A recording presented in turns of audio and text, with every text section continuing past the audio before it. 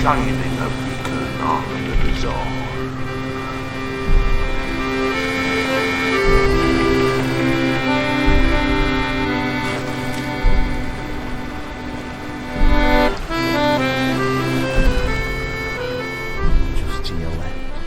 Right, let me just crawl over this rock a bit here now. Down to the left, Matt. To the left, right. Oh, fuck, can I see it? Is that got fucking bigger? He's bigger. He's at least 5 stories high now. Jesus, he fucking stinks and all. And why is it the Easter Bunny comes over here and causes so much mayhem when he's absolutely fine on mainland? No, I don't know what it is, man. Are you locked and loaded? Well, the only thing I've got out at the moment is the Luger. So what we need is some extra weaponry. But wait. What's he doing? Oh, look at that. But he's laying a massive egg. Yeah, but it's nice multicoloured though, isn't it? It fucking stinks like eggs. I know they are, but that's what the Easter Bunny does. He brings eggs out. Mark, it's cracking open. Oh, brilliant. Is it full of chocolate and fondant? No, it ain't. It's another bunny. It's like a little replica. It's like a little mini-me. Oh, shit, there's eggs all over the place, Archie. Oh, they're all cracking. Oh, my God, these Where's that bunnies... crate? Did you bring the crate with you? Yeah, I dragged it up here. Let's crack it up and have a little look, see what's inside. Oh. Right, okay. Give me the stem. Can I have the stem? You get the stem gun, right? This is good, this is. We've got a couple of things here now. I've got, what's this? Oh, it's a big old machine gun. I'll have that. Yeah, you got the stem gun. Look at that. I've got a fucking one of them weird stick grenade things. Oh, that's as good as that, yeah. And at the bottom here, there's a good old Panzerfaust. What's one of them? That's blowing up tanks, that is it? Sweet. Yeah. We're going to get this shit on. Right, so after 3, I think I'm going to chuck my grenade. Can I start with grenade? You start with grenade. Let's get the warfare going. I'm going to chuck it. And then I'll start strafing the baby rabbits. Yeah, baby. With my machine gun here. Right? So 1 and 2 and 3. Whee!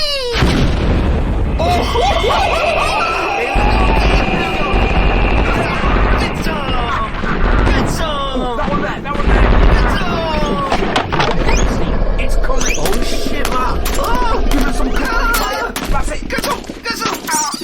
I need to just... Come on, man. Wait, you see the red inside.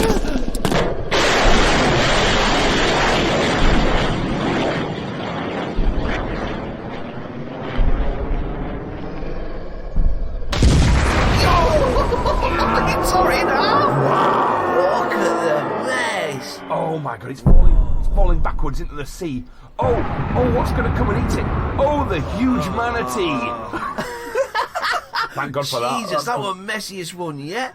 Oh, look at all little bunnies in there. Oh, they're just bunnies. I'll finish that one, Matt. That one's still alive. Right, here we go. 1, 2, 3.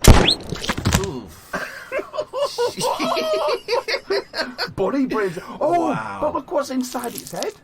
Oh, it's like Cadbury's cream egg. Oh, mate, dip. Here we go. Oh, it's delicious. That's really, really nice. Nice, is that? Do you really eat all that, don't you? Ooh. Robot! Thor comes slippering down as well. He can have a lap at it. It's really tasty, isn't it? Yeah. But do you know what I noticed with that head? You see, it was cracking open, wasn't it? Yeah. Do you know why it was cracking open? Why is it cracking open, Arkid? Because it's a cracking Cove. The podcast that shines a beacon on the bazaar. And I'm Matt. And I'm an Easter Benny. Oh, here we are at Easter time, our kids and everything. Oh, it's a big time for us, you see, because me and Benny we were christened Roman Catholics, right? A big lie religion. Yeah, it is. Yeah, it's a big lie religion. It's not real. But it's got some quite nice atmosphere, I find. It has, yeah. You get that feel. Spring really does feel like, I don't know, like bullshit. Yeah, it does. Yeah, but it's quite nice. But it's like a Christmas at a nice time of year without all the bollocks. Yeah, true. So you have a nice big dinner and all that sort of stuff. Yeah. You know. Can we have 2 meats again this year? I like it when we have 2 meats. Yeah, of course we're gonna have 2 meats. Yeah, we're gonna have cod and haddock fish fingers. Beautiful. Yeah. Cheers, Aki. Yeah, but a really big one. Yeah. Yeah, and you can have the leg. A big old fish drummer. That sounds so wrong, doesn't it? Oh, it didn't used to have it until there's chemical leaks off the coast of Kraken Cove. Yeah, they didn't have legs before, did they? Yeah, they all started running up onto the shore then. So I think what we need to do is we're not going to have an Easter special. We're not going to do that. No. Because, I mean, there's a lot of people out there who don't believe in Easter. Don't believe they're not. They just forget what it is, don't they? Do you know what I find a travesty that I don't know if you can do this. I don't think you will.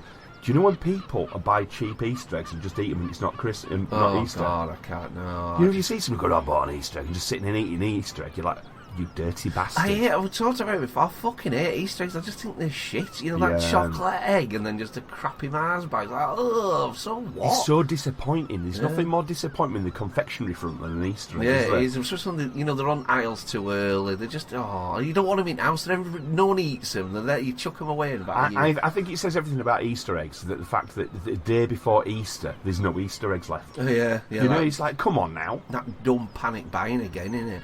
I tell you what though, you're like, Christmas isn't Christmas really, is it? It's like the solstice or something like that. Yeah. Is Easter? Are we robbed? Have the Catholics Yes. robbed?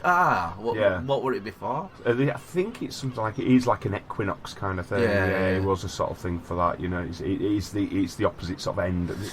True. In it, it's the start of life. In it.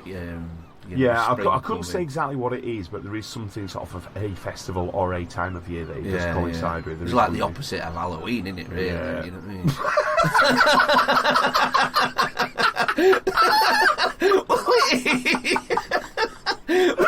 It's not that dumb. It makes half sense, doesn't it? I don't know about that, to be honest. Quite dumb.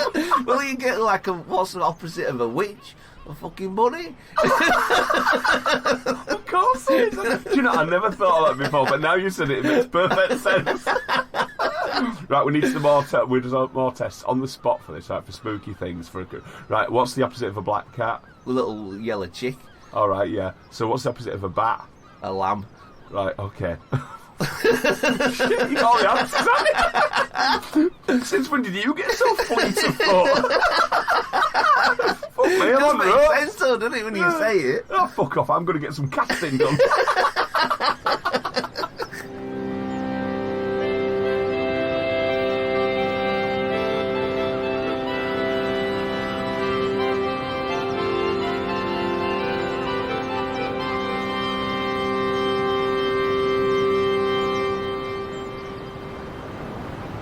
First boat out the harbour today, right, our kid, is we got contacted by a listener, right? One of my favourite people is this guy, Ben, who we've talked to before, friend of the show, Ben. Hi, Ben. Hi, Ben. Is in with the cheese, the nacho cheese dude. What? That's you, isn't it? No, but he had that photograph that he had a load of. Oh, he's that Ben. Yeah, man, that's cool. Yeah, that's it. Yeah.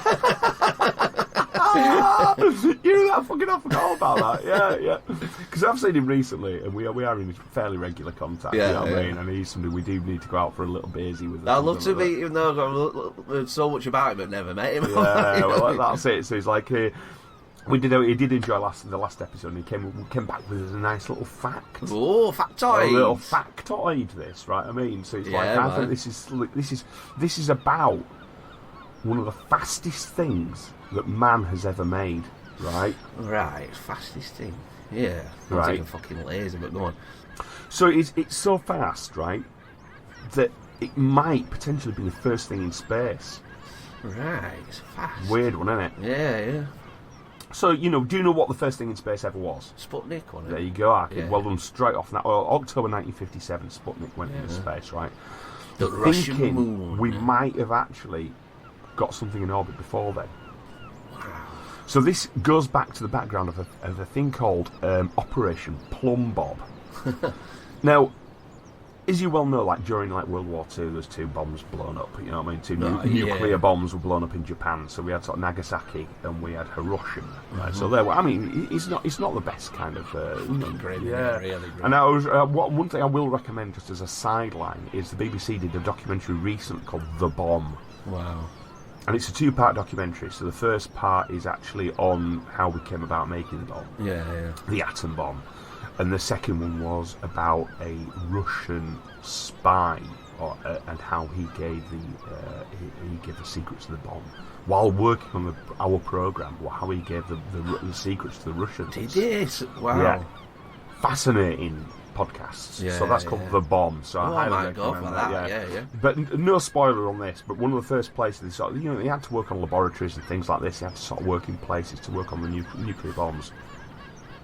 One of one of the first places they worked on it and created a working nuclear model that actually could activate like a big sort of fission device sort of thing, you know, where they were splitting the atom, was in the centre of Chicago underneath the basketball court. Oh my God! Now, if that had gone into meltdown, they would have destroyed Chicago and possibly the best part of that side of America. Shit. But it was... And this sounds even worse. This was a risk they were willing to take. Wow. Why didn't they go out into the desert or something? Well, that was the issue they had at the time. The kit and the funding they had was really sort of like, it only came to sort of like they had certain sort of restrictions, and that sort of it was bad decisions. So just as you're suggesting there, what they did eventually do, they did decide, well, we can't be doing that sort of thing under a basketball court. Under a basketball Little kids are playing in that. So what they needed to do then, they needed to sort of like work on what they were working with, decide what they were working, what the power was they could get up to, what sort of strengths, and they needed to run lots of experiments. And this was Operation Plum Bob. Now this took part in the summer of 1957, just months before the Soviets launched Sputnik. And what they needed to do a series of 29 nuclear tests. And they didn't really, again, they were working with new chemicals and new different things as well, and new atoms and new materials, so to make things even more powerful. So they were still dabbling really into the unknown. So what they needed to do first of all, they thought, right, what we'll do is we'll just do like a little underground tests, which is a good idea, you know what I mean? So what they did was, they dug a fucking big hole. 500 feet deep, 4 feet wide. They just tunnelled down, put a little mini nuke at the bottom of this, sealed it all over, and everyone ran away. Oh God, right? It's insane. But they covered it in 5 feet of concrete on the top. They concreted over the top, right? And then pressed the button, right? They didn't realise how much the yield would be. It was 50,000 times more powerful than predicted. How much? 50,000 times.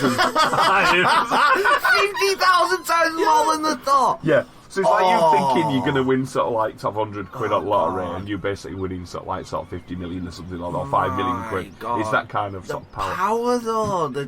Yeah. So it instantly vaporised the concrete cap right over the top of it, right, and it just powered an absolute jet of nuclear mess straight up into the atmosphere, right? It just created this vapour, right? And that was known as the Pascal A test. Yeah.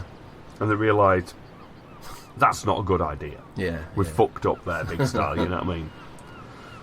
So the next one they wanted to do, they thought, right, we'll go for the Pascal B. So there was a Dr. Robert Brownlee was responsible for creating a half-ton concrete manhole cover to go over the top. So I thought, you're a sort of a doctor on this, you're a physicist, we need you to look at something which will cap it all off, right? We need to sort this out, right? But Dr. Brownlee, right, he's a maths whiz, is this chap, right? And he's always thinking to himself, right, look, I don't care what you're thinking of doing, I don't think this will work. Because he knew, if you're building a tunnel, you're building a cap over the top of it, it doesn't matter how big. We're talking nukes here. You know, it's going to pop the cap. Yeah, that's it, exactly it. So he decided, he think we're going to make this a mega cap over the top, right? All sealed off, right? That's it, and with a massive iron or a big steel manhole cover on it. Everything is capped off, right? It's fucking Looney Tunes. It's like Looney Tunes. And they're doing it for real. So they give it big 5, 4, 3, 2, 1. Wham! Wow. Same shit happens again. Disintegrate. Oh, cool! He didn't get disintegrated. He just shot off. But the concrete, this half-ton concrete cap, immediately got incinerated. Just turned to fucking atoms, right? They had a special camera, right, that was actually recording at the time, right? It was a high-speed camera. It was placed on placed in front of the explosion as it happened. This camera recorded the nuclear test at 1 frame per millisecond. Wow. Right? So that's 1,000th of a second. Is it? That's what a millisecond. Yeah, so you're getting 1,000 frames per second. Right? So as it went off, the manhole cover on the top of it appeared. The metal one appeared in the first frame, the first millisecond. 1 millisecond later, it was gone. 1,000 thousandths of a second. A thousandth of a second later. And it was gone. This Boom. was gone. Yeah. Now, Dr. Brownlee worked out what had happened to the manhole cover. Yeah. The manhole cover was travelling at a speed of 130,000 miles an hour. Wait, give me a second then. Give it a go. Another one. 130,000 miles an hour. Oh! So again, if you're sort of travelling at 130 miles an hour in the car, Yeah. right, you know what I mean? Young John's stupid Yeah. car. The one with the wanker's tash. Yeah, Eating it, sausage and mash. And he used to regularly sort of like on bad roads and driving his Subaru at 130 miles an hour, and you just nearly think you're going to die. Oh, I'd been in the car when he did that anyway. Imagine going 1,000 times faster than that. I can't comprehend it. What's like, what does a jet do? You know what I mean? Well, we might cover that. We might cover that later. You know what I mean? We're going to cover things. But that shot out into space. Well, it's never been recovered. I tell you what, though, I don't know much about the universe, but if you shoot something out, doesn't it come back again? Will he do a big journey around the sun and come back? He's that screaming towards us now. You suddenly this whistle and a clonk, and you go silent. Okay. Oh shit! Proper Looney Tunes. But yeah. So what Brownlee has worked out that it was more than 5 times the speed needed to be the escape velocity of the planet. What? So you have to escape the velocity they have of a the thing planet. called an escape velocity, which has to have a certain speed to get away from Earth. Yeah. This was doing 5 times that speed. Wow. The manhole is in space. God, screaming through space. Would it slow down? There's no resistance in space, is there? Could it still be going that fast? Well, if it managed to break out, then it could either be potentially still going, but I don't think it would, because there's a lot of space out there. Yeah. The good chances it went into orbit. But also at the same time, because it got very, very hot, there's a good chance a lot of it being eroded away, or some of it being eroded away. And the fact of it re-entering, if it did re-enter, there's a good chance it's on the size of a manhole, it could burn up on re-entry. Oh, even as well. like a massive manhole cover, just literally a normal. Yeah, but even a really big manhole cover, you know. So if even like 5, 6, 7 feet across or something, that's still a small item to come back into space. So the atmosphere, so it'll probably burn up on re-entry. I hope so. But because of the size of it and what Dr. Brownlee worked out, there's a very good chance that was the first thing that ever went into space. Oh God, I bet that would. Imagine seeing that. You know what I mean? You won't see a lot of it because it happens so fast. But shit, that must be some crazy. Just seeing some. That's basically what it is. It'd be crazy fucking boom. And the thing is, as well, it would have been like a mad gun, because it wasn't just sort of set off and it'll fired upwards. The whole power and energy of it had gone. It'd been like on what's in like a temple, like Rid of the Lost Ark, you know, when the whole ark goes. Oh, yeah. I identify with that bit of telly. I'm speaking your language now. Wow, messing about with that stuff though. One under a basketball court, that's where they started the journey. You know what I mean? Then they're out in desert. Still, I'm sure that you could just rip the world in half if you're getting this shit wrong. Well, no, that's what they thought. Before they actually pressed the go button on the nuclear fission machine or device that was built down there, they called it a nuclear pile. Now, you might have heard the term nuclear pile before. You know what I mean? Well, the reason it was, they called it a nuclear pile to start with, because there was a French physicist working on the actual machine, the device to start with. And they were basically making a stack of everything that would react. So stacking up radioactive material, stacking up other things, stacking up fuel. It was building a big rough-ass bonfire of all this shit. And that's what they were activating, basically a nuclear bonfire they were starting. Oh, God. And I think it was in like an iron sphere or a metal sphere. They made something that could build it to try and contain it. But it was just this crude-ass stack, but they didn't know what was going to happen. For example, us turning around and saying it was 50,000 times more powerful than they anticipated.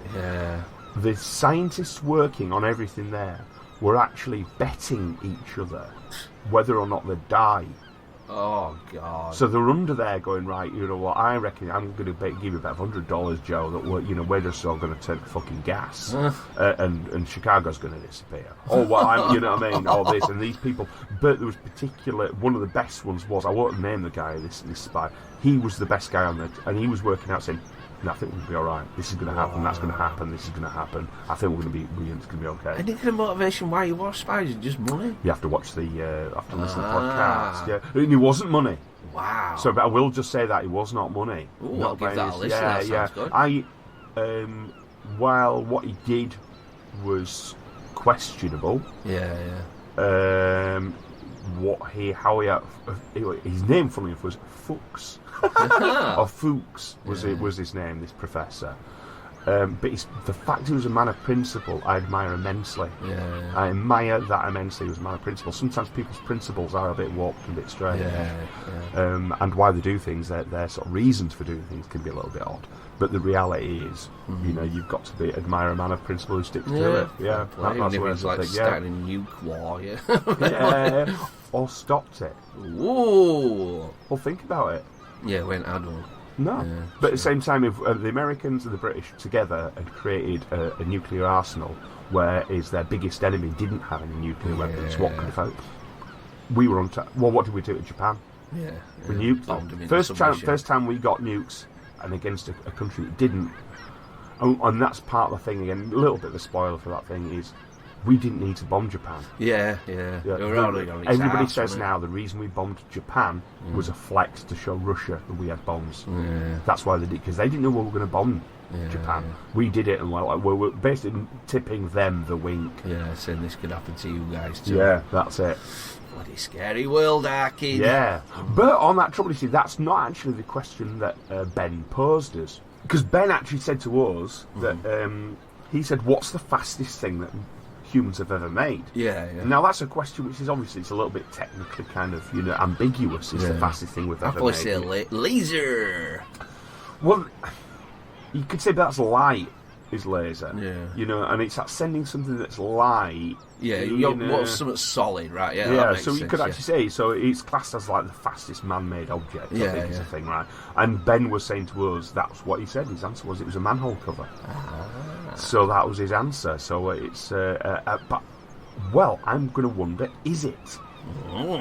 So we've got the top 8 of the fastest object ever done. I love a list like this. Yeah, baby. So coming in at number 8, we've got the NASA X-43. This was the fastest aircraft ever made. Unmanned, it was designed to test air-breathing technology at speeds above Mach 5, though the aircraft could reach speeds of up to Mach 10. Wow. So I think Mach 10 is 10 times faster than the speed of sound. Yeah, man. This could reach speeds. So there was an aircraft that was powered by 3 X-43 jets, right? And it could travel at 7,000 miles an hour. Wow. 7,000. 7,000. Yeah. And you say humans couldn't be in it because you just get ripped apart. Well, the way you've got to think about it as well. Oh no, they could be in it. Yeah. They could travel. It's much, much, much cheaper if you're going to test things nowadays to create something unmanned.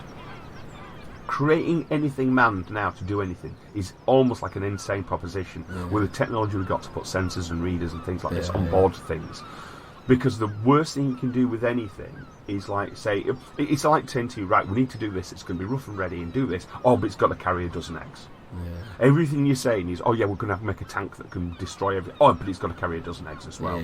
You're putting the most delicate thing on Earth, which is us, if you like, sort of like our delicate piece of tech that's important to us is a human, and getting that from A to B. We don't need to put humans in these situations. That's it. I mean, even the idea of putting things on the moon and stuff. The only reason we need to go to the moon is because we want things from the moon, or we want things from Mars. And even then, they're probably looking at the smallest amount of humans possible to go to these destinations, just the absolute bare minimum to get the technology that's there to work. Press go, get it out of the car, get it out of boot. That's it. Unpack it all. Put it all together. It's like dad on camping holidays. Like that. You need the dad there just to put everything together. Get all shit together and let all kids go running off. All kids being the technology and robots. Yeah, that's exactly right. That's a really good way of looking at it. But coming in at number 7 on the list, right? Yeah. It's space shuttles. So in order for anything in low Earth orbit to stay in low Earth orbit, it has to be travelling at least at 17,500 miles an hour. Never looks that fast though, does it, when they take off? Well, no, but I've heard from somebody who actually got to see one of the space shuttles take off, that they were there at Cape Canaveral watching one of them take off.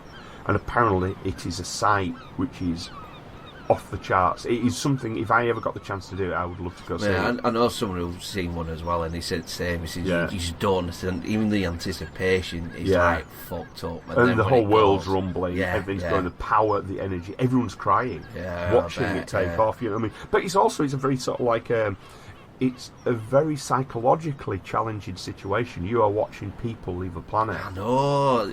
It's a weird one, isn't it? Yeah. I don't know if I could go to space. It'd freak me out too much. I'd overthink it. You know what I mean? It was William Shatner. Did you hear his account of when he went into space? No, but I love a Shatner. Yeah, man. Obviously, you know, he spent his entire career sort of pretending to be in space, which I find brilliant. Yeah, you know what I mean? He's one of my heroes. I love him. I proper love the kid. Fucking hell, it was T.J. Hooker. Exactly. Romano. It was T.J. Hooker. He was one of my favourite. Was it Outer Limits or was it the Twilight Zone? There's something on the wing. Good one. Thank you. So he was in one of my favourite ones of that. Yeah. So you know, Wrath of Khan, fucking hell, man! You got to give Wrath of Khan some dues, man. That's a film. And he a brilliant concept album he did as well. Absolutely mad album. And he's in Columbo twice. Oh, three times. Three times. That's it. Yeah, there's some weird little Easter egg between on that, isn't there? Is there? Yeah, there is. I'll have to find out for the next episode. There's a weird little Easter egg. Yeah. And I've forgotten what it is. It's something to do with. Is it what's Jason on Friday? Is it Friday the 13th? Yeah. Oh, there is. It's the twist on the mask. Because it's a Shatner mask that he uses in the film. Oh God, you're right. There's something in it. It's all about the Shatner mask. We'll find it for the next episode. Yeah, please. Right, that's. We need you to do a special Kraken Cove on Columbo. Good. I'm absolutely obsessed. Yeah, we'll have to do that. But also he did his Tech War series. Of books. Tech War? Yeah, he's a science fiction writer. Oh, no way. Yeah, William Shatner, his thing he's most famous for a lot of people, he's a science fiction writer. He did the Tech War series, and it has made him tens of millions. That's it. If you look how much William Shatner's worth, he's potentially a billionaire. Wow. He's worth so much money as William Shatner. But he because of that, he wrote about space. He did Star Trek, so he did the TV series in space. Yeah. He went into space. He hated it. Wow, did he? He said it was the most unsettling thing to be leaving everyone. Yeah, I know, that's what I'd get. Yeah, and that's how he felt. He suddenly realised. And it also showed how precarious and delicate the planet is from space. So I think that's what they need to do. They need to get people like Musk and stuff. Yeah. And he wants to go into space. And Bezos has been into space. And he obviously didn't feel anything because the guy's a little fucking weird rubbery android. Yeah. You know, but these people who have that kind of money need to see that perspective, how delicate Earth is, you know, because it's like saying we are going to be the only civilization that is not going to save itself because it's not economically viable to do so. You know what I mean? It's true. Hey, we can't afford to stop. No, we should be able to afford to. We have to stop doing this shit. We can't afford to stop. Stop making plastic. Stop making something. We can't afford to stop making plastic. You know what I mean? It's madness. We are mad at it. Yeah, so it's that sort of thing. So, but that's what William Shatner thought when he left. He thought the worth is too delicate and we're treating it too badly. Gave him a great perspective. He should come down and rule Earth, really, Shatner, someone like that. I think it's John Shepard, one of the guys who went. I think he did walk on the moon. I have to tell you about him at one point because he's a fascinating character. Wow. You know what I mean? So we'll go to that. But instead of that, what we'll do next is we'll do the Apollo 10 capsule. Right, yeah. So this is the Apollo 10 capsule, right? It was on the May 1969. It was the fastest manned craft ever. Now, to leave Earth, the space shuttle went at 17,500 miles an hour, which is 10,000 miles an hour faster than the NASA X-43, which we talked about, right? The Apollo 10 capsule on re-entry was going at 24,791 miles an hour. And it just stops with that little bloody parachute thing. I don't think that's exact. How does it slow down? It slows down. Do you know when you see it re-entering, it gets hotter and hotter and hotter and hotter? That is it slowing down. Oh, they're putting it in at a tilt. That's exactly right. They're putting it in a very extreme angle. It's glowing, isn't it? It's proper glowing. So they re-enter. And it's a flat body going. It's not going in nose first. It's going in a flat base. And that's why it's getting so hot. It's because it's basically using the atmosphere as a brake. The nutters are. Imagine being in that. I know. Well, people have cooked to do it. You know, it's a horrible sort of scenario. We'll be up for it, right? So coming in at number 5. I don't know. Just a bit patronising. So coming in at number 5, we've got the Stardust. Right. Now, anything designed to collect samples of a comet has to be designed for speed. Ooh. So I found this one exciting because this is something they had to catch up with a comet. I remember this one going on and thinking, what are you doing? What?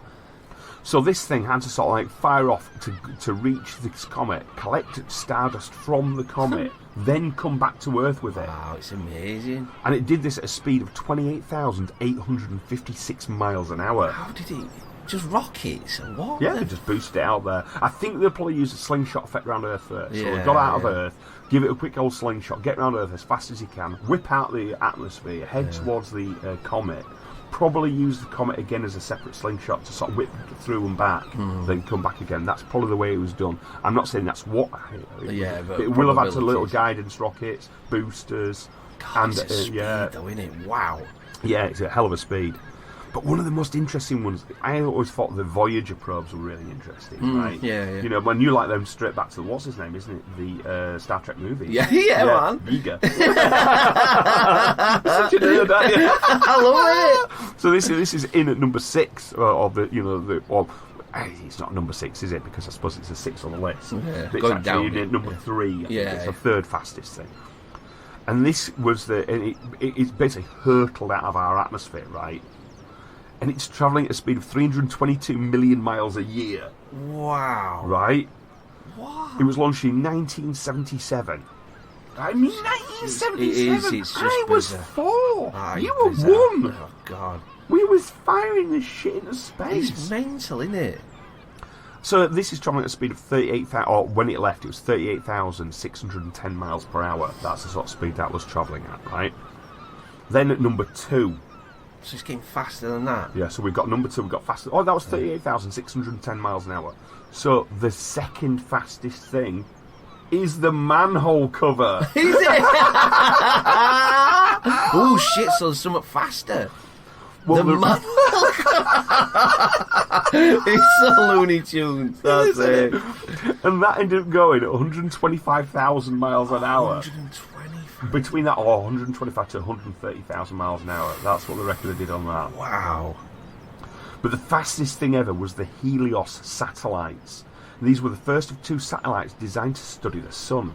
They were designed in the 1970s, right? And they broke all spacecraft records and flew closer to the sun than even the planet Mercury. They flew these things between Mercury and the sun. You're joking. So this had to be sun-proof.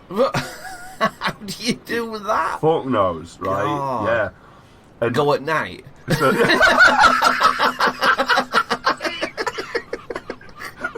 oh, fucking hell. What they had to do, they had to close curtains. But this was about, so designed in the 1970s, but they were travelling, so this was in the 70s and 80s they were How about. are they doing that in the 70s, man? They didn't even have fucking proper computers like we have. They had their versions of computers. But I've probably got more memory in my fucking Casio digital watch than they had on that. And they travelled at the fastest speed, which was 157,000 miles an hour. Wow. Hell of a speed. They kept that speed up? I think they had times where they would be at that speed, probably times where something would happen at slingshots, probably found a peak speed of 157,000 miles an hour. But there will have been probably travelling at like 130, 140, 150, that kind of speed anyway. I can't get me around it, that's fucking It might have been actually on the return journey, or when it's whipping out the area. I don't know how it works, because the force of the sun rays can actually sort of accelerate you immensely. Because that's what we're talking about a lot of spacecraft now, is using things called solar sails. I've seen them years ago, and it's getting to that point now where you're thinking, especially when like the sun's burnt. You know, like other week, the sun did something weird. A big massive sunspot. Or not, then like an explosion came out. We had loads of northern lights over. Is it coronal ejection? That's it, yeah. If you can time them, you know what I mean, or utilise them, or guess them, you know what I mean. It's like some serious fucking winds. Serious energy. Yeah, man. I know we've waffled on too much, our kid. Let's move on. Yeah. But thanks for that, Ben. Yeah, and you've got Ben. the second fastest thing we've ever created. Sort me some of that sweet nacho sauce, my friend.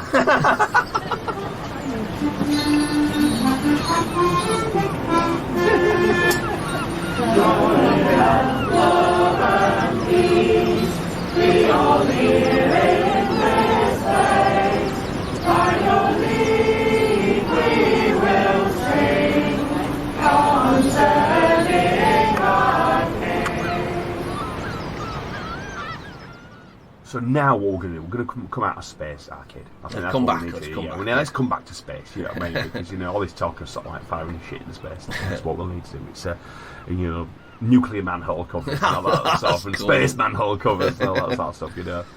So what we're going to do, we're going to go a simpler place, simpler time. Oh, nice. We're off to Kenilworth. I've never fucking heard of it. Yeah, I'm not too sure where Kenilworth is, if I'm honest. You know what I mean? But it's like I think it's Nottingham area. Right, I think it's around that kind of area. You know, if I'm not, correct us. Yeah. Yeah. Oh, that just fuck off. I don't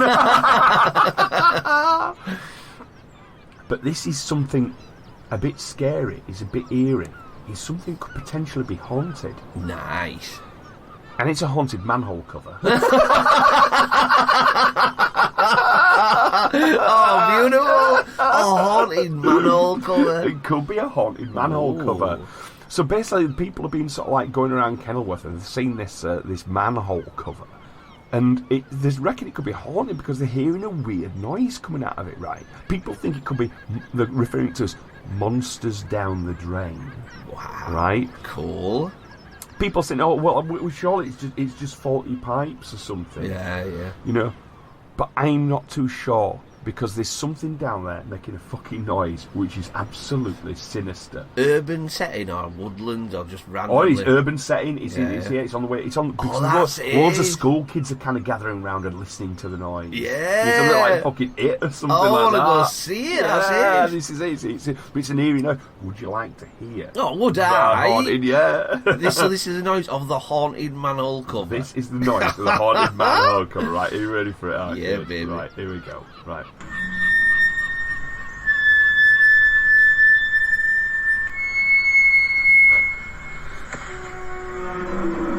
Oh, yeah. That's like War at World shit before I start fucking baking us with lasers. It's good, Wow. isn't it? It's the fact it hits that sinister note, isn't I it? know, it's so, like, tuneful to our ears, isn't it? You know Yeah. what I mean? It's like bending wire or taut cables. Well, people think it could be some sort of like flood defence mechanism thing or something like that, but I've never known of any monstrous devices and machinery that are in manholes under the ground near schools and stuff. So you got, In like- Kenilworth. God, that's really taut kind of... What Yeah, the fuck it is sounds that? huge and sinister, Don't doesn't it? that. You see, it's that sort of thing where you can imagine everyone gathering around like New York cops and stuff, scratching their heads, Yeah. going, "Hey, what's going on down there?" Chud. Yeah, tiny little Tom Cruise there pulls a fish off his knob and I'm like, And off he runs. do you know what? I love War of the Worlds. Mate, it's a guilty pleasure. What a movie! It is. It's Yeah. really good. Yeah, it's really, really Another good. movie coming out of the cinema I think it's next week. Oh, is it? Yeah. War of the Worlds movie. Is it? Yeah, Another one? Another one. Ooh. I think it's going to be shit, Yeah. but it doesn't. I'm going to have to go to the cinema to watch it. Oh, ain't Nick Cage or something weird, is it? Who's in Well, it? I don't know whether it's. I thought it was going to be good, and then they said it's like 3 teenage astronomers spot something in space. Anything where you've got 3 teenagers straight away, and you Yeah. just sort of think, "Oh, fuck off." Oh, it is, isn't it? And it is, Yeah. and I know they're riding the fucking bandwagon, the Stranger Things bandwagon sort of thing. Yeah. Because Stranger Things was amazing; it's really, really good. I've never seen it. What? Really? I ain't got time for that shit. What? It's right up your street. Everybody says it, and I'll get right sulky about stuff like this. They're like, no, poo poo. It's basically all the kids are your age in the 80s, and all your favourite things from the 80s are in that. And they say if you like Twin Peaks, you'll love Stranger Things, and I love Twin Peaks. I'm just like, I don't. They're all like growing up and looking weird and stuff. I'm just like, oh no. You don't want to fuck him anymore, do you? They just, I don't know. I should give it a go. Really, Gotta give it a go. It's really good. Is it? It is really, really good. I really thoroughly enjoy it. Yeah. Thoroughly enjoy it. And it's on your brain up TV. It's just you sit down and watch it. 50. I always think it's made by two brothers as well. Is it? The Duffer Brothers. Yeah. Oh. And I always think to myself, oh, if me and Benny made a movie. I'd love to make a movie, mate. That'd be just fucking hard work. And Benny's like, I've had an idea, Kraken. Tell you what, I know we're going a bit movie here, but the one I've had it once in my life. This, and you gave me it a couple of weeks ago. Well, herpes. Right, dirty doors. And you said, "Oh, look at this movie. It looks cool." I'm just like, I would fight a tiger. I'd pay £100 to watch it now. That Late Night with the Devil. I need to see that movie, man. It's doing my head in.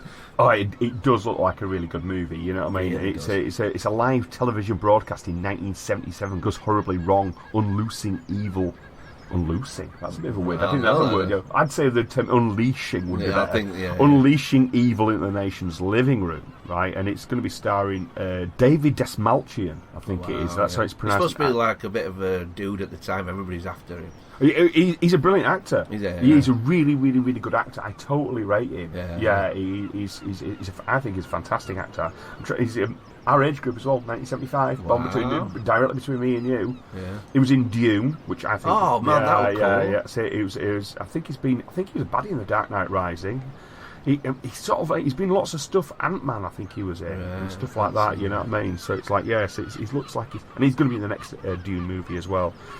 So when's that out? And I can't wait for that. He's one of the Harkonnens. Is it? Yeah. Because they did a good job with Dune, man. Yeah. That was really good. Do you see it at the cinema? No. Just fucking hell, you've got to come with my lad. Yeah. Me and him went to go see the first one.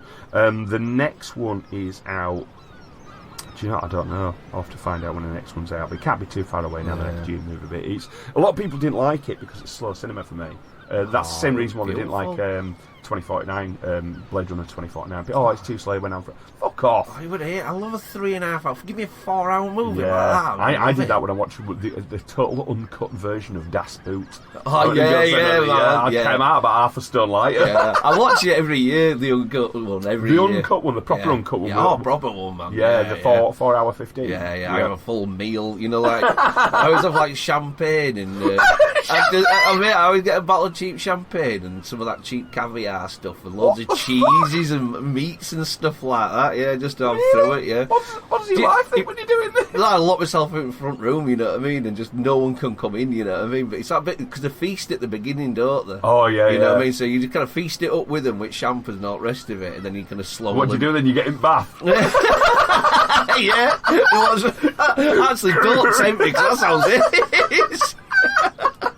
I put pressure on boiler really, really high. Get about 1/4 ton of pressure on it. Then I get in bath and wait for someone to go.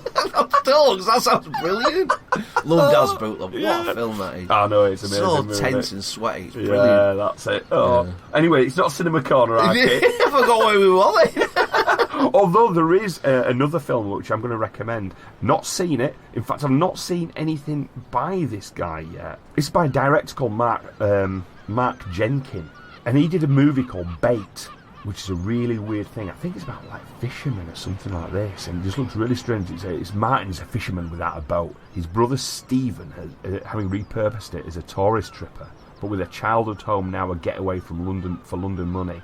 Martin is displaced to the estate above the harbour. So it's this dark, gritty, strangely filmed kind of thing, right? But this director's done a new film, which I've not seen it yet. Apparently it's out 2022, so it's already out. You can get it somewhere. But it's set in 1973 on an uninhabited island off the Cornish coast. It's called Ennismen. Wow. And it's basically just knocks Wicker Man into a cocked hat.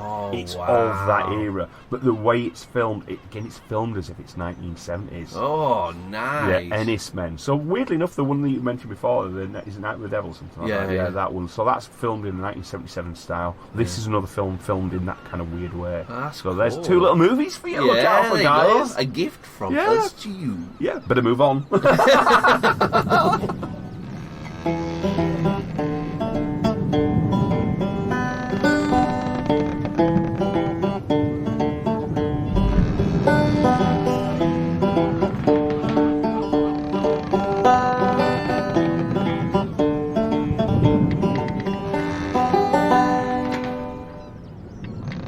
about getting in Bath Arcade. Oh. Right.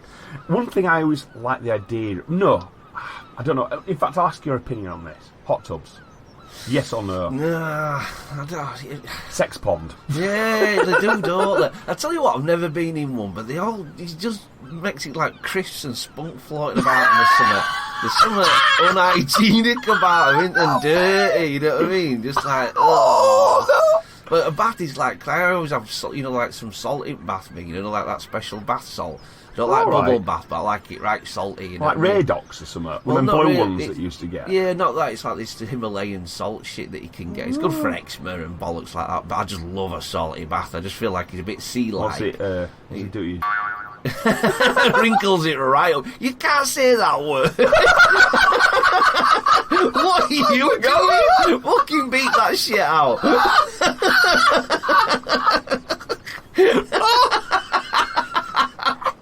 Oh, man.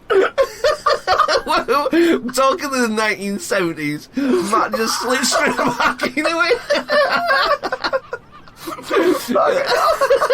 Yeah, but an octopus, it's like, it ain't fresh water, is it? It's like, how long is that water? You have to treat it and stuff, Exactly, yeah. how old's that water on that? Nah, I don't know about octopus. I'm a bit funny with them. Yeah, you go to a cabin, go to a cabin, or pod cabin, and there's a mouldy old fucking octopus. Who's been in it before you? Yeah. A lot of verrucas and shit. No? I had a bit of a weird one where I had a bit of a strange incident one time.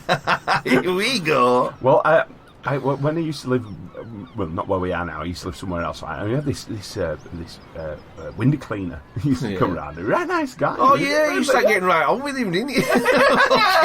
Really friendly. We'd have these like long chats on the doorstep after he'd click windows and that, right? And he was right intense. Well, that sounds awful. And I don't know, he was a nice guy, but interesting. But he had this. He was strange. He was a strange character, really. Did he try to get you into an octo? Well, he said to me, he said one time, he said, what I've got, I've got like a little thing where I've built like an open stove. Yeah. Like a little potbelly metal stove, and I fill it up, and I've got like armchairs, I have a little sit, and on top of the stove, I cook a little bit of food on it and things. Oh, nice, yeah. You know, says, what do you fancy, because we have these little chats sometimes. How about we just have a bit of kick back and sort of like, Yeah. So I said, all right, this sounds okay. So I went down. And he kind of built it in his garage. It was just an ordinary garage in a 1970s estate sort of thing, right? And we went in, and he starts cooking a bit of stuff on this little stuff and a tiny little frying pan. And one little and all, everything was in miniature. We were a little guy, so it was quite big. You were all right for him. So we had a few tins and a chat and that, But his wife and kids were all in the house. Yeah. And I'm in garage with husband. We were frying things over this little stove, and it was all a bit like, it was a bit odd. Yeah, were you trying to get your pants down? I don't think so. But you can never tell, can you? Yeah. You don't know, And anyway, then he sort of said to him, goes, oh, that was really good. He says, what you should do, come round for an hot tub. And I went, he goes, no, it's all right, honestly, just come over for an hot, I've got a hot tub, you see. And what it was, I think he liked to show that he had a few extra things. I'm not just a window cleaner. I think he had a little bit of a thing going on that sort of like have a bit of a, I'm a window cleaner. I'm not, I'm not a binny. Yeah. You're just one step up, son. Binny. I've always fancied bins. Yeah, but I'm fine with bin men. Yeah, I think doing a job, if we didn't have bin men, we'd be fucked. Yeah. And I also don't think it's a bad job. No, I don't. I thought about doing it when I quit where I was. I thought, what I'll do is I'll maybe become a bin man for a bit, because then you work it morning, got the afternoon off. You just smell a bin juice, though, don't you? That's the thing that puts me off. Smell of bins. You don't know you smell of it, but you smell a bin juice. Another big problem is the other binnies. Yeah. You get a bit of a strange bunch with binnies, don't you? You don't want to see a white guy with green dreadlocks, sort of like a no teeth. You get a bit of that going on. Go on then, he's trying to get you in this hot tub. So anyway, he says, I've got this hot tub, so he sort of says to us, so I said, all right, okay. Then just come have a look at it. Right, anyway, I went right side of the house, right, and there behind this garage, he's got this big hot tub, but it's really big one. Or? No big proper above ground, sort of like plumbed in, with massive proper lid on it and everything. Yeah, A proper jacuzzi, really. Wow, yeah. Anyway, I sort of look at this hot tub, and there it is. I says, well, who do you want to come round for this hot tub thing? And he just looked at me dead in the eye. He just says, just me and you. It's another language, though, isn't it? Basically, like, let's kiss in a hot tub. Then I looked up, right, and I could see their their bedroom window, top bedroom. And his wife and daughter were looking down at us just with these blank expressions. Oh, so I stood in garden looking at this hot tub. I could see wife and daughter. And all I can imagine is me in hot tub with her husband. And them still watching us. Just like, oh, no. So, no, I passed on that. Absolutely, yeah. I think I dodged a bullet there, absolutely missed one there. Crisps and spunk. It is. Well, anyway, back to the story. But imagine. What is the story? I ain't got a clue anymore. Well, we were asking you about hot tubs, right? Yeah. So, can you imagine yourself, right? Out in the hills, in the Rockies, right? Mm. So here you are, placed in Chalk Creek in Chaffee County, right, Colorado. Snow all around. You've got a log cabin, outdoors. Are you selling it? Big old hot tub. Scotch, ice.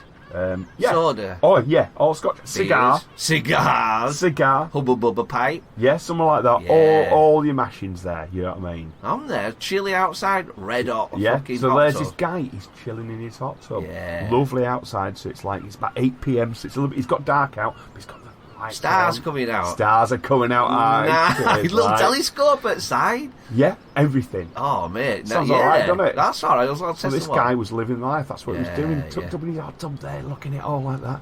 Next thing you know, he gets attacked by a fucking lion. A lion? Yeah. Where is this? Colorado. Why is a lion out there? Mountain lion. Oh, they're frightening. They're dirty bastards, they aren't they? Yeah. Oh, shit. So he's in the hot tub. Does the cat get in the hot tub with him then?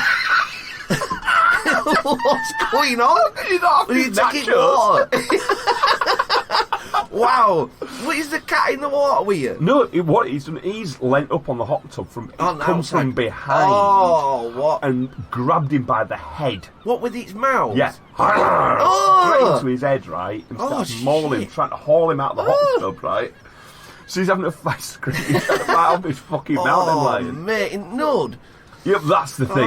He's in the nud. He's probably had a few drinks, and he's having to fight a fucking mountain lion. You'd be glad at a few drinks, though, wouldn't you? Oh, you'd be done, wouldn't you? He's sober. Yeah. Right. Can you imagine how fucking awful? From behind, pulling you. I don't think it'd be a pull. They're big, aren't they, and strong, but I don't think it'd be. Have you seen what these fuckers can do? No. Mountain lions can. This is the big issue they're having at the moment, especially places like LA and stuff with mountain lions, is they're becoming closer and closer. The habitats have been a lot more encroached on them. Yeah. They've got a certain issue in certain areas with wildfires, so their habitat and prey items are being killed. Yeah. So they're getting closer and closer to humans. They're not frightened of humans anymore. Oh my! This is the big issue America's got with mountain lions. These things are just seeing people as their favourite prey at the moment is female runners.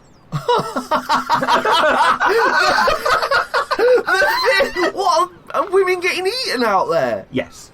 Shit. Yeah, women are getting eaten. Because they're that size down from men. You know what I mean? Whoa. So they've probably seen a big fit male runner as being sort of like, it's thinking, well, he's a bit of a bigger size, although they are attacking. That little bit of chicken. I'll have some of that. Whoa. Are you just thinking that in your head now? I'm in a cat suit. Wow. Come here, sexy jogger lady. You'd never be able to catch her. You're wheezing along in Pink Panther suit after her. Got a Wizard of Oz on her. Come here. Your little tail giving it a spin. Like you're on Armley Gyrator again. Come here. I'd bust that robot. She'd come to me. Boo, boo, boo, boo. So anyways, I had to fight him off. I had to fight the fucking... What, did he take it to water or did he get out? No, he were in water. But wife stepped in a bit. She was splashing it with water and all. Splashing it with water? No, it didn't like it. They don't. Stop fucking chlorine.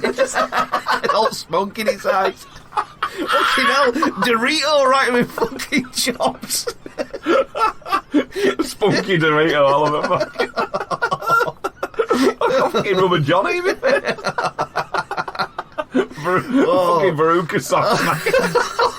Oh no, the dreaded. So they managed to get rid of it. Is he scarred up or out? Is he alright? He's scarred up, he's fucking hurt, but he got away with it. He munched his head and tried to pull him out by his head. That's exactly right, you know what I mean? So they've tried to hunt for the beast, but they can't find it. I'd do it, but I swear to God I'll go back in them woods with a rifle, man. But too fucking big are these men. It's Colorado, man, you know what I mean? Oh, God. It's the wilds out there. It's just... Summit will die when he's a little bunny. I need revenge. And you should, you're good at that.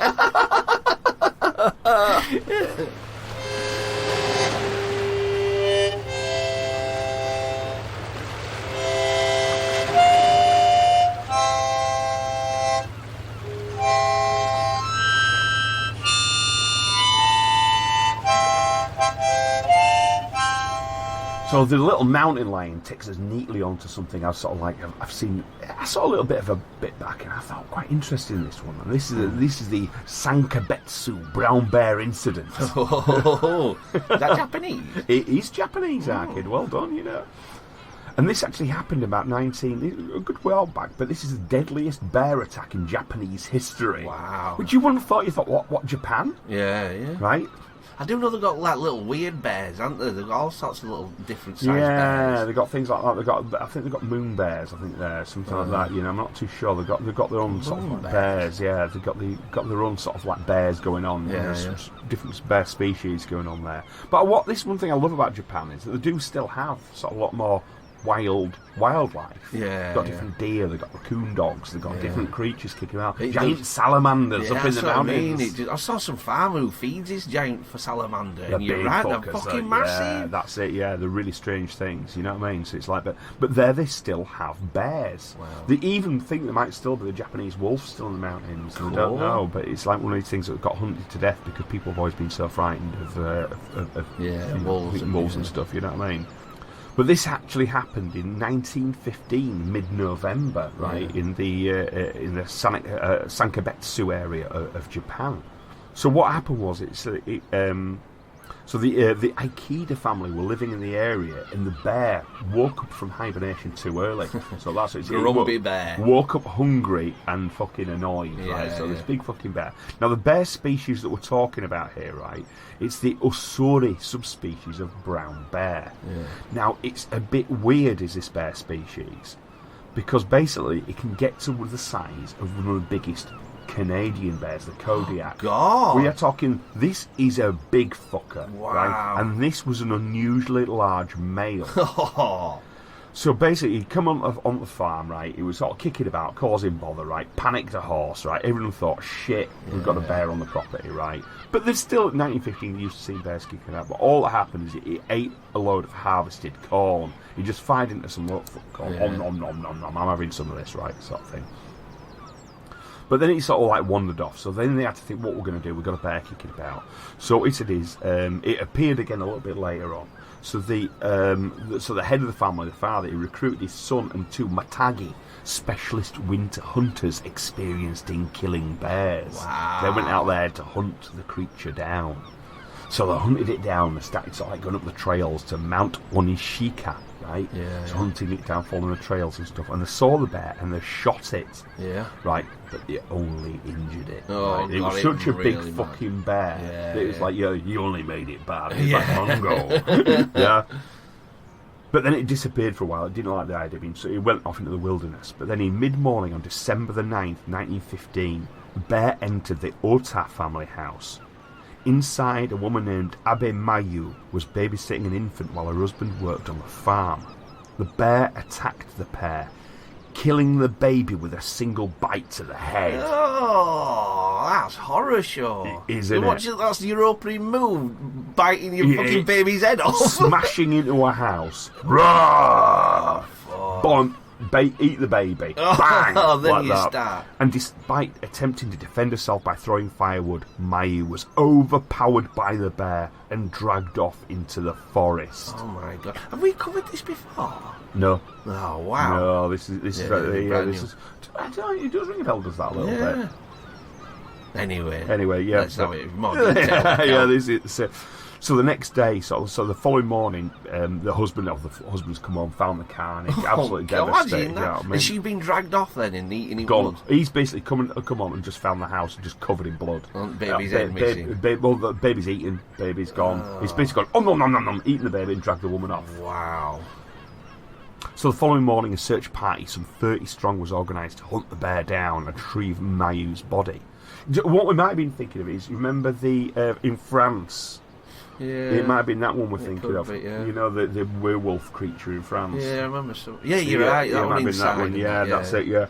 So, a short distance from the Haute farm, the men sighted an animal and fired 5 shots at it. This is the bear, they've seen it, right? Yeah. One bullet found its target, forcing the bear to retreat. Now, bears can run at like 35 mile an hour. It basically escapes like a fucking speeding car. Off it goes, right? And they found Mayu's remains buried in the snow at the base of a fir tree. She'd been partially eating, with only the head and legs remaining. Oh, eating the whole torso of a woman. That's it, yeah. He's got the taste for man flesh. Believing the bear now had a taste for human flesh. And would return, so the armed villagers congregated at the Haute farm the following night. And the bear did indeed return. Right. So usually in these situations, you know, they sort of think, oh shit, we're all frightened, the bear doesn't turn up. No, this fucker rocks up, right? It sparked panic among the villagers, and in the confusion, only one man shot at the bear, while a troop of 50 guards stationed a few hundred metres away arrived too late to intercept it. Nearby, a number of families had sought refuge at the house of Miyuki Yasutaro, stationing guards outside, and on hearing that the bear had been seen at the Haute farm, the guards set off to join the hunt, leaving just one of their number to protect the women and children left in the house. No.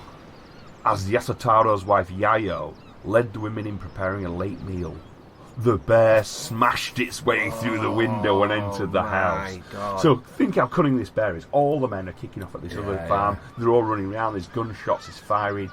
This bear's not that frightened. He's frightened.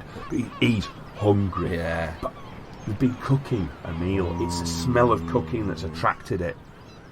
So it smashed through the window, entered the house. Chaos ensues. A cooking pot on the hearth was overturned, and it doused the flames, right? So part of the light went out. An oil lamp was also knocked over and extinguished, plunging the house into darkness as the bear rampaged inside. Oh my God, there's no safety. Can you imagine pitch black and a fucking bear kicking off? Yayo attempted to flee but was tripped by her young son, clutching at her legs in fear. While they were both initially attacked, the bear turned its attention to the single remaining guard, so he must have turned on it, tried to attack it, shoot or something like that, right? He thought, fuck you. Yeah, I'll set this dude out then. But this allowed Yayo to flee with her child as the man tried in vain to hide behind furniture, ultimately being badly mauled. The attack continued, with the 2 young boys being killed and a third injured. And lastly, it cornered a pregnant woman before killing and partially eating her. Witnesses later reported her begging the animal not to touch her belly. Oh man, the bear's like, no, wrong. Yeah, he goes, nom, nom, nom. So she's like, not the tummy. Oh, that's awful. Bundy Bear, innit? You know what I mean? Bursting into property and that. Oh shit, it's Bundy Bear! A new movie. The badly injured Yayo encountered the returning guards on the road, informing them that the bear had attacked the home in their absence. Returning to the house, sounds of the bear attacking the occupants continued inside the darkening home. An initial plan to burn the house down was abandoned in the hope that some of the children inside were still alive. Cowardly. Pull the kids out and burn it down, let's put it safe. But instead, the guards split into 2 groups, posting 10 men with guns at the front door while the others circled round behind the house. There they began shouting and banging to drive the bear to the front door. Yeah. The plan worked. However, the waiting gunmen had bunched together and blocked each other's lines of sight. Oh, what? And while that was happening, some of the guns misfired. Oh my God. Again, the bear escaped. It's like fucking Ben Hill, isn't it? Yeah, was it samurai swords? Yeah. Like, dude, old dude. You should have that stuff back out, shouldn't Absolutely. After the initial attack, one villager had set off to visit Yamamoto Haikichi, an expert bear hunter. Quint. Exactly, that's it. Oh, God, can you imagine? This is a land-based Jaws, isn't it? Pause. There's the film we're going to make. Exactly. Yeah. Wow. Yamamoto believed the bear was an individual known as Kesagaki, thought to be responsible for mauling 3 women to death in previous incidents. However, he had since fallen on hard times and had pawned his guns to pay for alcohol and refused to help. I thought we were talking about the bear at first. But this is a perfect story, isn't it? They have to go to a pawn shop and get it all for him, and he's a bit of a drunk but rock hard. This is the film we need to It make. is? Yeah, that's it. He's pawned his guns to pay for booze and refused to help. Oh, God, I hope he helps out. The villager that had visited him later discovered that his pregnant wife was amongst those killed in the second attack. Oh, so he's the guy who's gone to come. Please help! Come on, help! Right, And he's come on thinking, he won't help. Then he's found his wife's been killed. Right. The following day, a group of men gathered together to attempt yet again to kill the bear. The men holed up at the Miyoki home, but the bear was not seen that night. On December the 12th, 3 days after the fatal attack, police at the nearby town of Hoboro received word of the rampage and dispatched a team of 6 snipers to hunt down Kasagaki. Amongst them was Yamamoto Haikichi. So yes, the bear hunter was on the hunt. Oh wow, they got him back. What kind of guns has he got? Probably none. Just a bottle of scotch.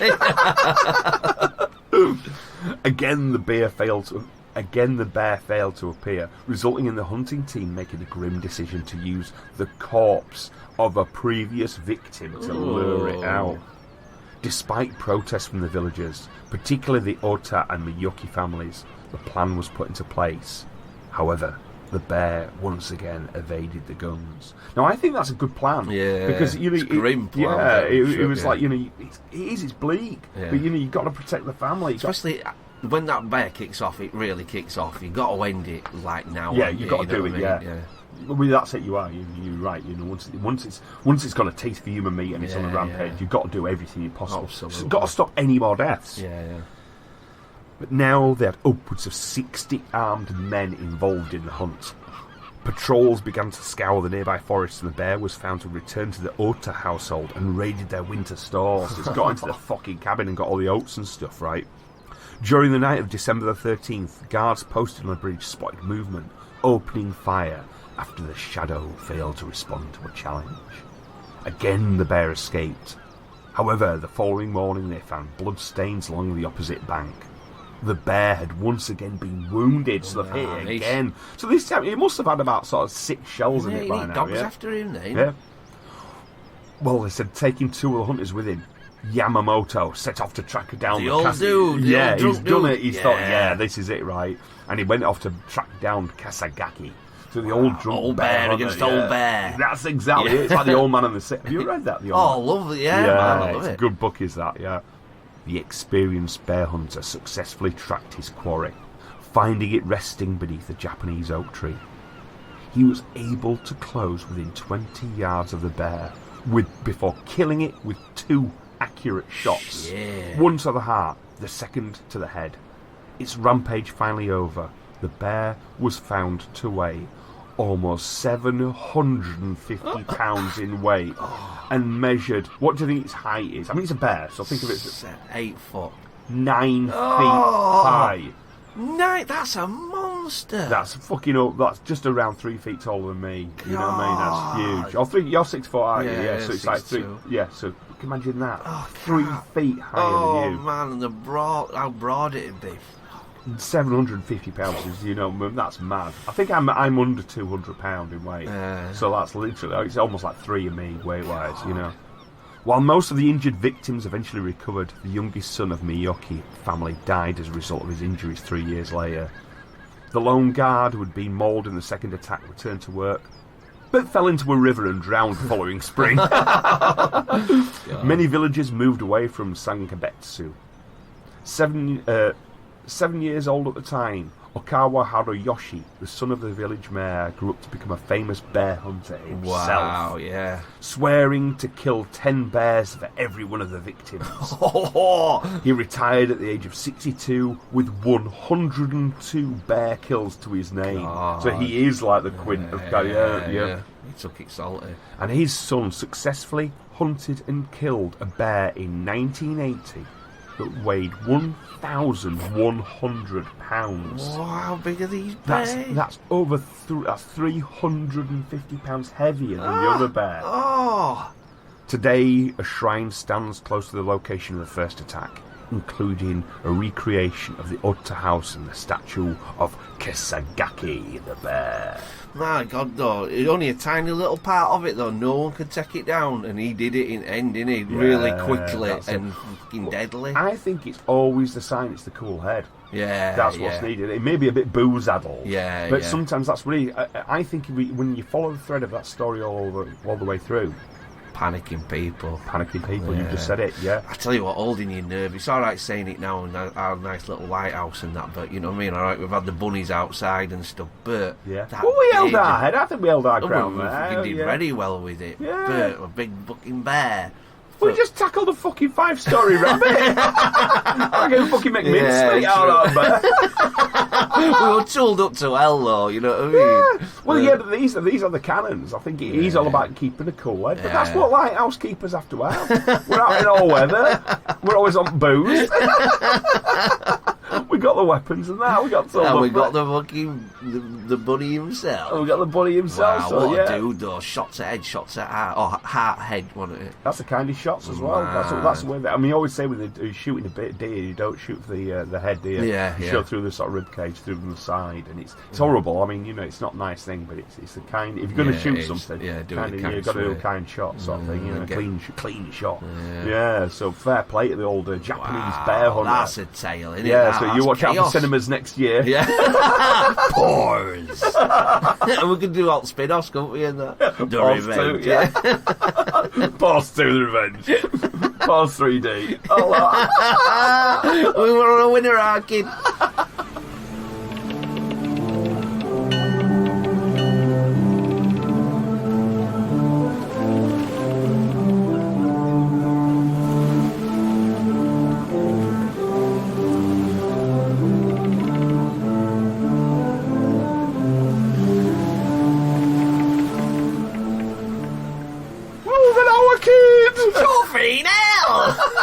Is it that time already, Arcade? It's that time already, Arcade. Yeah, already. Fucking hell, we've been Oh, Jesus, wet, short episodes. Yeah. We can't do one, it's impossible. Do you know why? Because we rattle on like a pair of knobs. Because we're full of shit. We prattle on like a pair of old fishwives. But why do we have just one more story? Go on then, just one more. And it's a vending machine in Japan. No. And I like all that sort of thing. What? Vending machines in Japan with, what is it, schoolgirl spit and all that stuff. Used knickers. No, this isn't like that. Oh, I bet. No, this one's selling bear meat. Japan's bear meat vending machine proves a surprising success. Oh, bear meat. Bear meat. Ugh. And this is from Justin McCurry in Tokyo. And it says, Japan has added to its largest eclectic pool of vending machines with a new model that sells fresh bear meat. And it's cooked. Well, I think what it's doing, it's selling it raw, and then you take it away and cook it, kind of thing. You know what I mean? So the meat sells for about, per quarter of a kilo, is about 13 quid. So it's quite expensive. But then everything's expensive in Japan. Yeah. And it's proving popular with passengers alighting at a nearby railway station in the town of Senboku, right? But the operators also received requests for mail order deliveries from Tokyo. So who's the people who were kind of stocking the machine? I think it's more a private machine sort of thing. Obviously refrigerated and that. And it's local hunters. So it's the local bear hunters are catching sort of bears and they're butchering them and they're actually selling the local wild bear meat. Vending machine, that's just wrong. It's weird, isn't it? Yeah. Can you imagine being killed and ended up in a vending machine? That's really fucking dystopian. It's like from J.G. Ballard, isn't it? It's awful. Really bad. And so there's a mixture of lean or fatty meat. You get a choice, and they quite like a lot of fatty meat. Do Japanese people? They really admire it. They love it. So the local hunting club are the people who are stocking this particular mission. But at the same time, I'm a bit torn. I don't think you should be hunting bears, but there could be a situation where there's not enough. They've got to keep the bear population to They save. might be controlled. I don't. With Japan, they do seem quite. Oh, saying that with whales and that, they don't give a shit. Do they? I think there is whale vending machines as well somewhere, which I think is fucking ridiculous. You know what I mean? I just think give over.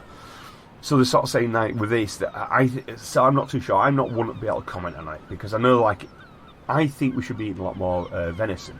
Yeah. Because there's no primary hunters in Scotland to take down the deer populations. The deer need taken down because all they're doing is eating any shoots of trees that are trying to grow. Yeah. The trees aren't growing the places where they should be growing, so as a result you get flooding and things like this. Yeah.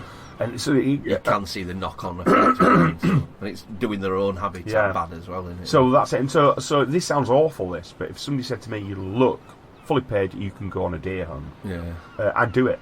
And the main reason I would, it's a matter of principle, is this as well, is because I eat meat. Yeah, and we haven't had to do the dirty, have we? We haven't had to do. Now, if somebody said to me, "You can either keep eating meat or you've got to do a shift in an abattoir," I'd probably. I don't know what I'd do. I won't do the abattoir. I've met a few people leckies that have done it. Fucks them up, done it? Oh, mate, they don't eat meat ever again. Yeah. It's so I don't think I'd do it. But if somebody said, well, you've got to do a shift sort of like taking down some deer, then I'd say, I will do that. Yeah. I will do that. You know, because I love the Deer Hunter movie. I could do it. I tell you what, I could shoot it, no problem. I can't be doing all gutting and all that. I just won't be able to stomach it. I can't start slicing into it with a big knife. I know somebody who's done it, and he's a twat, this guy. You know, I mean, and he'd said to me before, he said the line he used. He says, "Oh yeah, we eventually took down this deer, you know what I mean? And but you know, you don't want the deer meat on you, because he's basically a poacher. This guy." Yeah. He says, but you don't want the deer in your vehicle when you're coming away from the area. You go back and get it later on, sort of thing. He says, but you don't want it going off. So what you do is you cut it up and you pull out all engine and gearbox.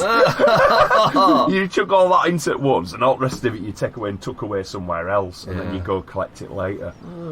It's like engine and gearbox. Slippy old organs and that. Yeah, vile. Absolutely vile. Going back to bears, though, I was watching something a bit ago. I think we're on a popular podcast and that, and I didn't really watch what we're on about, but my ears pinged open when they started saying how parasitic bears are. Have you ever heard this? What? What do you mean? Let me show you a picture. Yeah, so, are we on it? Okay. So basically they're really bad for it, fucking worms. So the tapeworms' eggs are in Alaskan rivers, which are eaten by the crustaceans, which are eaten by the salmon, which are eaten by the bears. Yeah. And so they're just fucking hell. Oh, for fuck's sake. That big old worm shitting out of a bear's ass. Exactly. Like, it goes on and on and on. God. Got a big tail. Look at that. Oh, give up. I don't want to see a fucking... I don't want to see loads of worms come out of a bear's ass. But they're eating the fucking bear now, you know what I mean? Well, I think a lot of anything wild has got the potential for having sort of worms in it and stuff. You've got to be careful. I mean, a big problem having like in China is like undercooked pork in it. Yeah. You know, I mean that's a bad one there. But I think what they do here, I think they've been quite careful in how they're butchering and cleaning and looking at it. Because I know the Japanese are very, very meticulous when it comes to meat and things like that. You know. And a Sobogoru spokesperson told Mancini, right? It's a local restaurant. It's a Sobogoru, right? They're the ones who are actually doing the butchering and the cleaning and preparing of this, you know. And the bear meat tastes clean and it doesn't get tough. Apparently it tastes wonderful, does bear meat. So and apparently it's best used in because it has a bit of a gamey taste to it at times. Apparently it's often served in a stew. Bear stew. Bear stew. I've read a lot of people talk about bear burgers and things, you know what I mean? So they're saying, but the issue they have at the moment is like human contact with bears is not confined to the dinner table. The number of bear encounters has risen in recent years from an estimated 4,800 encounters in 2009 to more than 20,000 encounters, right? And in 2022, when two people killed and 158 injured in total by bear incidents. Wow. But you do have with bear things, especially in Japan, is people think, oh, I'll get a photo with him. Yeah. So you basically get people standing in front of a fucking bear with a little peace sign showing, while they're stood in something like a 700-pound bear, going, "Rah!" They're going, "Oh, peace! Oh!" That's mauled up. That's it. You know? They're weird. Those people who are doing that shit at the moment, they selfie mad and think that it's going to be all right. It's like, what are you doing? That's it, you know what I mean? So, insane. well, I think what we need to do, there's one of them rabbits still limping down beach. I think we should get a selfie with that before we finish it off. Yeah, don't you? yeah. Then Let's eat his do that. brains. Yeah! Dippy. So all that remains for me to say, have a happy Easter, guys, and it's a big bye-bye from Matt. It's a bigger bye-bye from Benny. Have a good Easter, guys. Take care out there. There are 3 ways you may contact Kraken Cove. Either by email at krakencovepodcast@gmail.com, on Twitter @KrakenCove, or Instagram @KrakenCovePod. Ha ha!